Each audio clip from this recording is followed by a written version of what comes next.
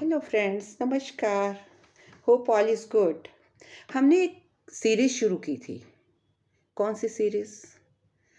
Houses की, काल पुरुष कुंडली के हाउसेस की, जिसके 11 घर स्टार्टिंग फ्रॉम एरीज कॉल्ड मेष इन हिंदी टू एक्वेरियस कुंभ तक मैं अपने पिछले वीडियो में कवर कर चुकी हूँ। और आज का अंतिम घर है 12वां घर, कुंडली का 12वां घर। तो आइए देखते हैं ये 12वां घर क्या है। कुंडली का जो पहला घर है वो हमारी स्ट्रेंथ है, और जो कुंडली का 12वां घर है वो हमारा व्यय स्थान कहलाता है, व्यय है।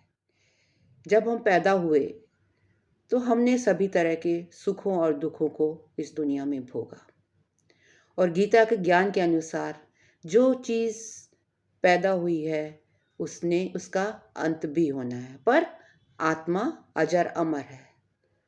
सो according to some astrologer, 12th house is called a bad house, but I don't consider it a bad house. It is of द्विस्वभाव नेचर।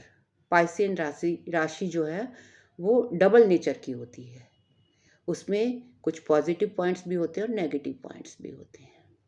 तो ये आपका नज़रिया है, आप किस तरीके से देखते हैं। लग्न हमारी स्ट्रेंथ थी। स्ट्रेंथ से हमने ज़िंदगी के सभी दुख सुख भोगे, और अब हमारा अंत आ गया। तो हम 12वें घर, हम लाइफ जर्नी के 12वें घर में पहुंच गए, जो कि मैं समझती हूँ is a entry gate to God.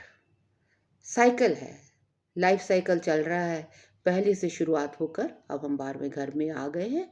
So it is the end of life, don't say it is death.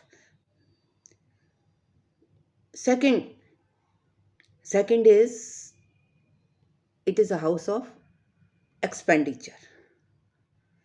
जितने भी जो हमने ज़िंदगी में अर्न किया, इतनी मेहनत करी, तो हमने जो धन दौलत अर्न की तो उसको हमने स्पेंड भी तो करना था। तो इस घर से हम क्या देखते हैं, हमारे एक्सपेंडिचर किस टाइप के होंगे। अगर यहाँ पर कोई बेनिफिक बैठा होगा, बेनिफिक एक्सपेक्ट होगा, या बेनिफिक कंजक्शन होगी, या बेनिफिक दशा चल रही होगी, तो हम क्या करेंगे, अच्छे कामों में हमारे एक्सपेंसेस लगेंगे। जो हमने कमाया है वो हमारा पैसा अच्छे कामों में लगेगा। मीनिंग कि अगर 12वें घर में बेनिफिक इन्फ्लुएंस है तो अच्छे कामों में हम अपने पैसे को व्यय करेंगे। जैसे शादी है, शादी भी एक अच्छा काम है, और चैरिटी है, ये भी एक अच्छा काम है। मैलेफिक इन्फ्लुएंस यहाँ पे थोड़ा सा उस क्वालिटी को घटा देता है। लोग इसे लॉस हाउस कहते हैं। पर देखिए, जब हमने कमाया है तो कमाया किस लिए है, खर्चने के लिए कमाया है ना। तो मैं इसको एक्सपेंडिचर का हाउस कहूँगी। हाँ, लॉस हाउस भी कह सकते हैं। वो कैसे? जैसे मान लीजिए हमने खर्चा किया, वो हमने एक्सीडेंट्स पे कर दिया, हमने डिजीज़ पर कर दिया, तो उस तरीके से इसको लॉस हाउस भी कहा जा सकता है। इसको हम हाउस ऑफ हॉस्पिटलाइजेशन भी कहते हैं। छठे घर से हम डिजीज़ देखते हैं, और ये छठे घर से जस्ट ऑपोजिट है, 7 घर दूर है, बिल्कुल इसका शीशा है 12वां घर। तो यहाँ पर हमारी डिजीज़ेज़ किस टाइप, सारी डिजीज़ेज़ आकर एंड हो जाती हैं, और किस टाइप की डिजीज़ होगी, वो ख़त्म होगी नहीं ख़त्म होगी, क्योर होगा नहीं क्योर होगा, और तो उसके लिए हॉस्पिटल भी जाना पड़ता है। तो ये डिजीज़ेज़ हाउस भी है। अगर बीमारी होगी तभी तो हॉस्पिटल में जाएंगे। तो यहाँ से हम डिजीज़ेज़ को भी देखते हैं, हॉस्पिटल को भी देखते हैं, लॉसेस को भी देखते हैं, एक्सपेंडिचर को भी देखते हैं। इस घर से हम और क्या देखते हैं, इस घर से ये this is called loss house, this is called house of bed pleasure. देखिए, जो सेक्सुअल एन्जॉयमेंट है वो भी यहीं से देखी जाती है। अगर यहाँ पर बेनिफिक इन्फ्लुएंस है तो आप सेक्सुअली एन्जॉय करेंगे, और यहाँ पर मेलिफिक का इफ़ेक्ट होगा तो उसकी कैरेक्टरिस्टिक्स में कमी आ जाएगी। इस घर का जो मालिक है वो कौन है? वो जुपिटर है। तो जुपिटर जहाँ बैठ जाता है वो उस घर के सिग्निफिकेशंस को, उसकी क्वालिटीज़ को बढ़ा देता है। तो जो भी कुछ है वो आपको, अगर अगर लॉस मिलेगा तो ज़्यादा मिलेगा, बेनिफिट मिलेगा तो ज़्यादा मिलेगा। तो और सैटर्न सैटर्न शनि, शनि कौन है? इसका कारक है। तो बृहस्पति और शनि दोनों की क्वालिटीज़ भी यहाँ देखने को मिलेंगी जब तक यहाँ पर कोई ये घर खाली है, कोई प्लैनेट यहाँ, कोई किराएदार यहाँ पर रहने को नहीं आता। बट मैं क्या बता रही हूँ, मैं आपको जनरलाइजेशन बता रही हूँ कि यहाँ से हम क्या क्या देख सकते हैं। अब बेड प्लेजर का घर है, ये सेक्सुअल एंजॉयमेंट का घर है। भाई अब हमने शादी भी कर ली, अब हमने साधना भी कर ली, सब कुछ कर लिया, अब हम इस घर में, अब एंड हो रहा है ना लाइफ का। अदरवाइज ऑल्सो एंड तो है ही, बट अदरवाइज ऑल्सो भी हम यहाँ से सेक्सुअल एंजॉयमेंट देखते हैं। क्या सेक्सुअल एंजॉयमेंट? अगर यहाँ पर शुक्र का कनेक्शन किसी भी तरीके से यहाँ पर हो गया, एस्पेक्ट से हो गया, कंजंक्शन से हो गया, या शुक्र यहाँ पर खुद ही बैठ गया, तो आपको बहुत सेक्सुअल एंजॉयमेंट मिलेगी ज़रूरत से ज़्यादा। यहाँ तक कि मतलब अगर आप अनमैरिड भी हैं, आपकी शादी भी नहीं हो, तो किसी ना किसी फॉर्म में आपको उसकी एंजॉयमेंट मिलेगी। हाँ, ये हाउस गुरुकुल का भी है। गुरुकुल का कैसे है कि ये घर से दूर उसको दर्शाता है। जो पहले ज़माने में गुरुकुल हुआ करते थे, बच्चे पढ़ने जाते थे तो अपने घर से दूर जाते थे। तो distant, at distant place, basically distant place को यहाँ से देखा जाता है, घर से दूर। यहाँ से फॉरेन सेटलमेंट भी देखी जाती है, फॉरेन ट्रैवल भी देखा जाता है, क्योंकि 9वां घर जो है किसका है? 9वां घर है हमारे फॉरेन का, और 9वें से ये चौथा है। तो क्या हो गया? सेटलमेंट। चौथा घर होता है सेटलमेंट का, तो फॉरेन सेटलमेंट भी हम यहाँ से देखते हैं, फॉरेन ट्रैवल भी हम यहाँ से देखते हैं। मतलब आप घर से दूर रहेंगे या घर के नज़दीक रहेंगे, ये भी यहाँ से ही हम लोग देख सकते हैं। It is a house of sleep also, means कि आपको कैसी नींद आती है? साउंड स्लीप आती है या आपको नींद अच्छी नहीं आती? तो वो भी हमें 12वां घर ही दर्शाता है। यहाँ पर अगर कोई मेलेफिक प्लैनेट का कनेक्शन हो गया तो आपको साउंड स्लीप नहीं आएगी। बेनिफिक यहाँ पर आपको साउंड स्लीप देते हैं। कुछ साउंड सिंड्रोम होते हैं, वो भी मेलेफिक की वजह से ही होते हैं।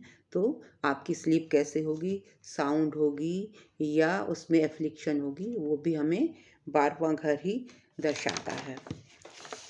आपकी बॉडी का कलर देखिए, कितनी चीज़ें देखने को मिलती हैं। बॉडी का कलर कैसा होगा, रंग कैसा होगा, वो भी हम 12वें घर से ही देखते हैं। ईटिंग हैबिट्स क्या है, हमें मतलब भोजन हमें मिलेगा या नहीं मिलेगा, हम भोजन को एंजॉय करेंगे या नहीं करेंगे, या जो हम फसी नेचर के होंगे, हमें खाना भी मिल रहा है फिर भी हम खाना पसंद नहीं करेंगे। फाउल माउथ, फाउल माउथ क्या होता है? कई लोगों की लैंग्वेज बहुत बुरी होती है, मतलब बहुत गाली गलौज देकर बोलते हैं, लोग उनसे दूर भागते हैं। तो वो भी हम कहाँ से देखते हैं? वो भी हम 12वें घर से देखते हैं। 12वें घर से हम और क्या देख सकते हैं? 12वें घर से हम डिजीजेस, लेफ्ट आई, फीमेल्स में लेफ्ट आई और मेल्स में right eye, any sort of disease जो है related to eyes can be seen from 12th house. No, hospitalisation का मैंने आपको पहले ही बता दिया। So to summarise, it's a house of loss, it's a house of bad pleasures, foreign travels, it's a house of diseases and हाँ, अगर body parts में हम देखें तो फीट भी इसी के अंडर कवर होते हैं। जो हमारे पैर हैं ना, last, this is the last house. So पैरों से भी रिलेटेड अगर कोई डिजीज़ है तो वो भी हम कहाँ से देखेंगे? 12वें घर से देखेंगे। ऑकल्ट साइंस, अगर किसी का इंटरेस्ट ऑकल्ट साइंस में है, ऑकल्ट साइंस मीन्स ज्योतिष में, जैसे कि मैं आपको ज्योतिष के बारे में बता रही हूँ, एस्ट्रोलॉजी में है, न्यूमरोलॉजी में है, रेकी में है, ध्यान में है, ये सारी चीज़ें भी हम 12वें घर से देखते हैं। स्पिरिचुअलाइजेशन, अब हमने इतना ध्यान मेडिटेशन किया है, यहाँ आकर जब बुढ़ापा आ जाता है तो इंसान नहीं ठीक से कंसंट्रेट कर पाता स्पिरिचुअलिज्म में, तो यहाँ पर आके उसका भी एंड होता है। मीनिंग देयर बाय कि according to our past life karmas, हम सारे कर्म भोग कर जो उसका लास्ट बच जाता है वो यहाँ पर फिनिश हो जाता है, सब व्यय हो जाते हैं। और हम किसके लिए तैयार होते हैं?